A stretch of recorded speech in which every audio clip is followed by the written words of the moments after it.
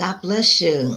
God bless each and every one of you. God bless you. So thankful to be with you on another Thursday. So thankful for the goodness of the Lord, the goodness of God. Oh, I just thank God for his goodness. I thank God for traveling mercies. I thank God for his keeping. I thank God for making a way. I thank God for taking us through.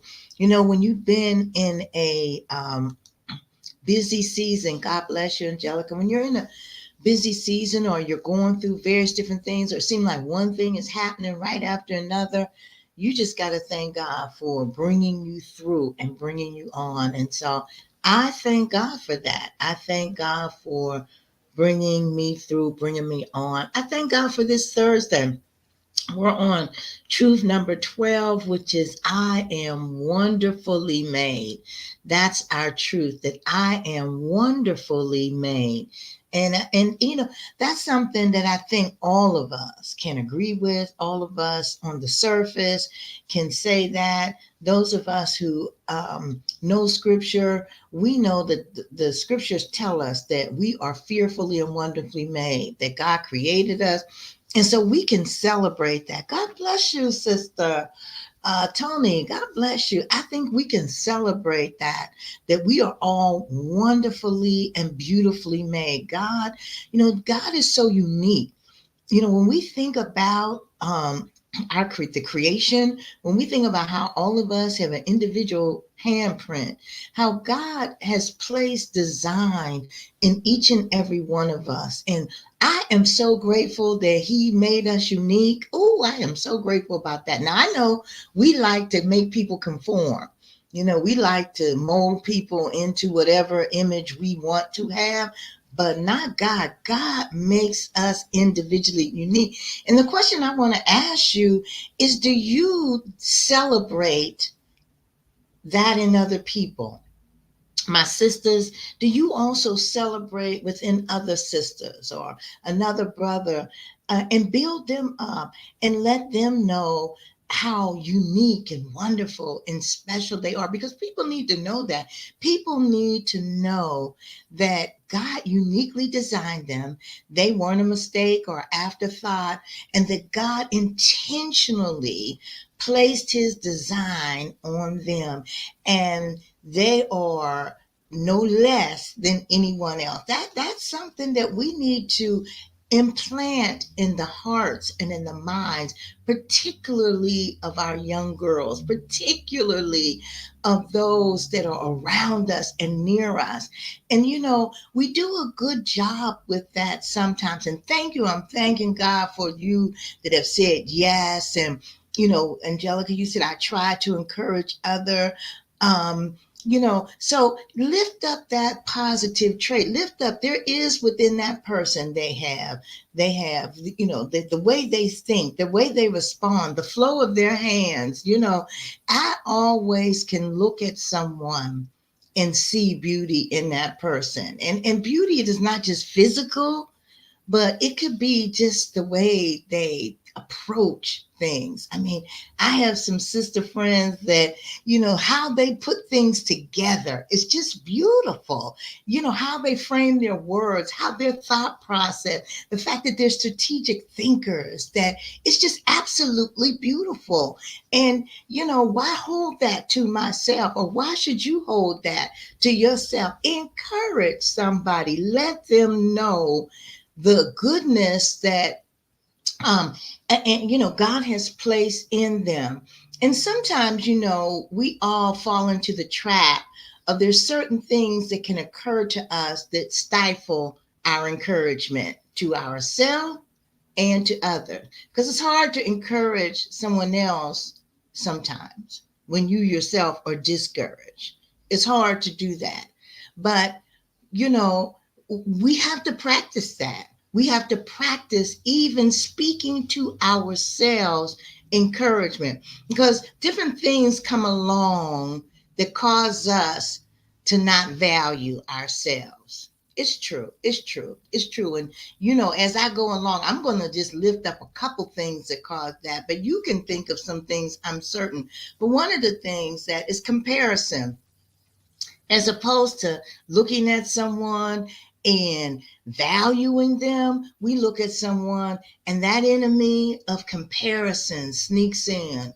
And before you know it, we no longer see ourselves as valuable, but we're now casting our eyes across the table, down the hall, around the corner, in someone else's space, because we're starting to compare. Don't allow the enemy of comparison to make you devalue yourself or to make you not value someone else. So comparison is just one of them. It's one of them. But another thing that does that to us is when we go through financially. Now I know you say, "Oh, what you talking about? What you talking about? That has nothing to do with how we value ourselves." Oh, yes, it does. Yes, it does.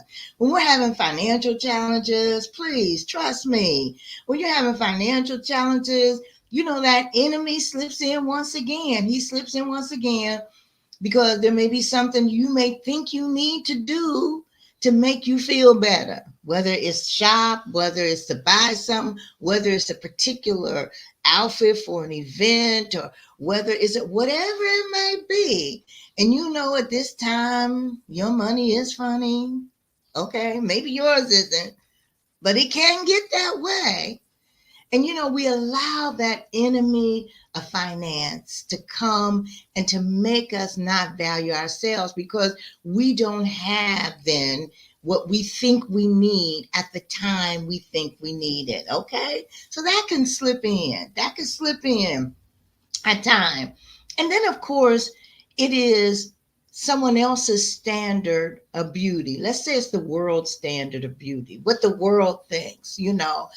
Sometimes you could be curvy, or sometimes you could be straight up and down, or sometimes you can have, you could be bright, and sometimes you could be dull, or sometimes, we have all these various different standards that are in the world. And sometimes, I don't know, but sometimes we allow those standards to affect us. Now, I know we're living in a time where, certain people have made, curvy, plus size really cool. And so, it does not matter anymore. Used to be a time if you were a little curvy, you couldn't wear certain things. But now, please, people are doing what they want to do, how they want to do it. But the real reality is not all the time what you display on the outside is what's going on the inside. And we have to know that our inside has to be whole so that what we project on the outside can be whole as well. And so that's the beautiful thing about God's value of us, is that he's not just looking at how your eyes are, the length of your hair. He's not looking at that, because in his creation, he has created and designed the spectrum of beauty. But God is looking at, obviously, what's radiating on the inside. And so we have to make sure we kind of specialize in that. We have to make sure that we do that, because sometimes you're not feeling that great on the inside, but you're trying to project something on the outside, and it's not really landing. It's not really landing. I'm just looking at some of the comments and some of the chats and different things like that.